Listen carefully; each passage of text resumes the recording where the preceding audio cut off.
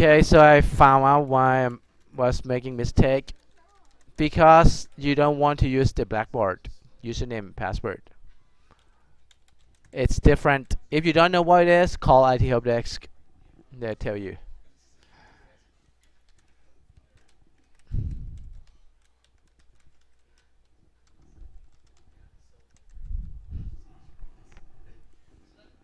That's what we want. Alright, so now we are done with this. I'm going to publish this page. Okay.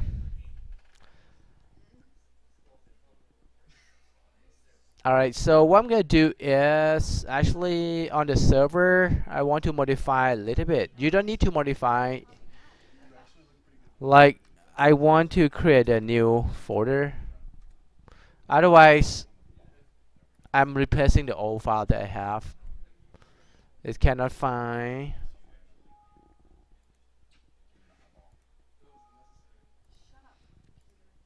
Like what I'm doing is I don't want to replace the one that we were talking about earlier.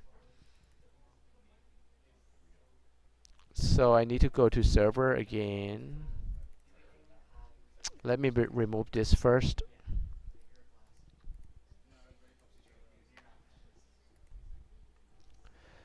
So when you do connect, it should make the connection to remote server. So those are the files that I already have. Like I have the index, I have the online. If I publish now, it's going to replace them. So I might want us to create a new folder. Name the Chinese restaurant, something like that. And let me move all the old one that I already have. Online order, location, index, my CSS,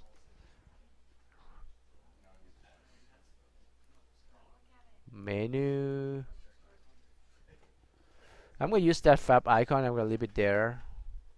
So I'm going to just move them here. Then I'm not going to lose, because when I upload the new one, it's going to replace it, correct? Okay, it's too small. I mean the screen. Let me maximizing it. Okay, so okay, I'm going to do it again.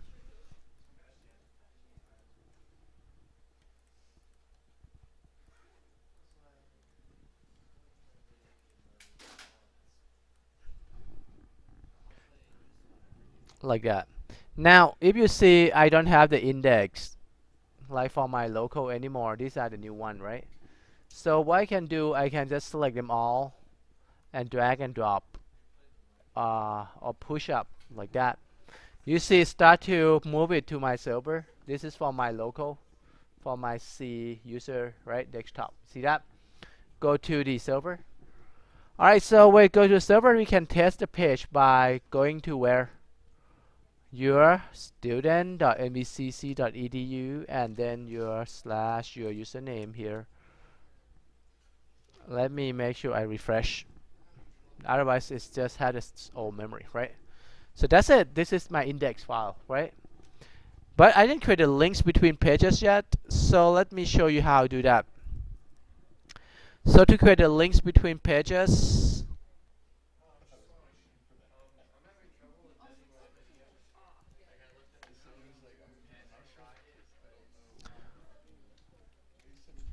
I'm going to create page like home text. Make it simple, okay? Home and product and location and order. Those 4 pages, right? Now highlight your text. Link at the bottom here. Make sure you window properties to check it, then you see it. You link to where? Let me switch to my local. Work with my local. And you link to where? Home should be index, right? And the same thing for product. Product to where? Product. Location. Go to where? Location. Order.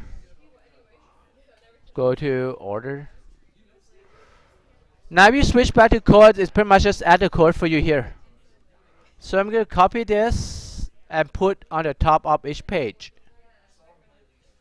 Right? If I put on the top of each page under body, then I'm going to have links, right, between pages on the top.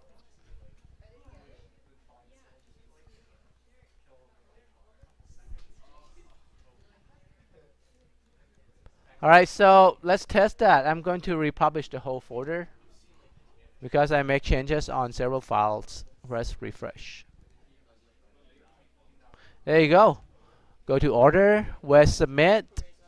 It should open Outlook to send to email like that, right? If you have your iPhone, submit through iPhone, it's going to just attach the message that you type here. When I hit reset, okay, it's gone. Yeah, I can go to location with a map, products, and home. So that's how you create links between pages. Okay, so this is this. Add the icons and title on the page, like icon like that and title. So title, we did the title already from each page from there. Now the icon, you can just go to the use the Google and for favicon generator, and we call favicon. Okay, you can browse an images from your desktop. You can create your own, or you can pick from the gallery. Okay, so last time I did create my own. I just draw a heart like that.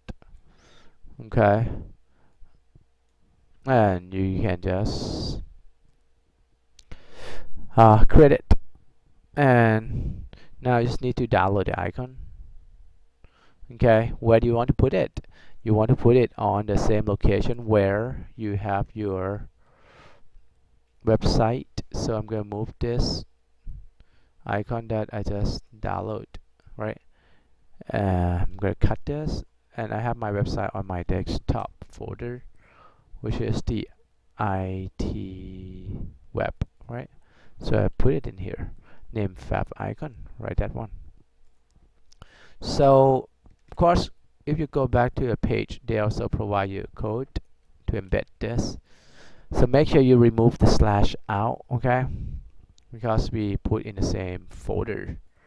So you're gonna put inside the head section and remove the slash out. So we have two links. The first one is for Safari, okay, and the first one is for the Chrome. And I'm going to put on each of this page, okay. Chrome, IE, and Firefox, the first one. The second one is for Safari. Okay, so let me just copy again, then I don't need to erase the slashes. Now save the file for each page, and then do the same, upload it up. Whenever you change things on your code, just need to re-upload it. Let's check if it's working. So go back to your web page and refresh. You should see icon if it's working. Okay, there you go, like that. So let's see, it's working on all the pages. The first one is not showing up. Let's double check what happens. Oh, because I didn't put it there, that's why. Okay, so now if I want to I change only one file, I can just hit the file and upload just one file. If I change many pages, you can just upload the whole folder. Let's refresh. There you go. So that's how you do favicon. Now let's see what else. Use CSS to control the layout. Now there are 3 ways to CSS. Okay, you can refer this on to w3schools.com. Learn CSS. This is a good resource for the beginner of the web page programming. So if you look at CSS, it's pretty much just the tag of your page, like body, and you can set the background color to be different. Like when you use H1, it's going to be like that. P is going to be like that. That means the contents that's surrounding the tag. Like for example, I have my body, I have P, right? So it's going to have the behavior of the layout change. So now I'm going to do external CSS by creating the new CSS and then paste the code here and make the name is style, my style. It's gonna be .css by default. Now how to use this, you can embed the codes, okay, into your page just like we do with the icon. So you can copy the code from CSS how to, like I said, there are 3 ways. One is external that we are doing, and the code is here. We don't need to copy the head section because it's already in the code. We only need to paste that into the head section, just like when we do the fav icon. It's just style sheet instead of shortcut icon.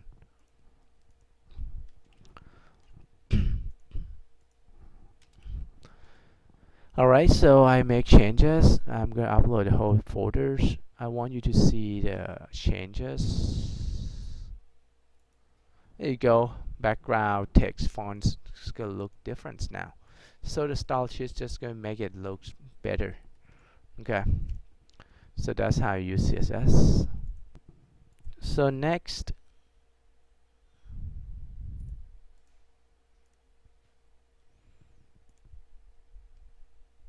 let's look at the checklist. Use animation. Like the easier way we can do, just embed a zip file or use the marquee tag. Like the basic one, I can make the text moving on my home page. So let's say here I'm going to put, let's just put a new line here, and I want this to be moving. So I'm gonna put this slash marquee, and let's test the page. Refresh.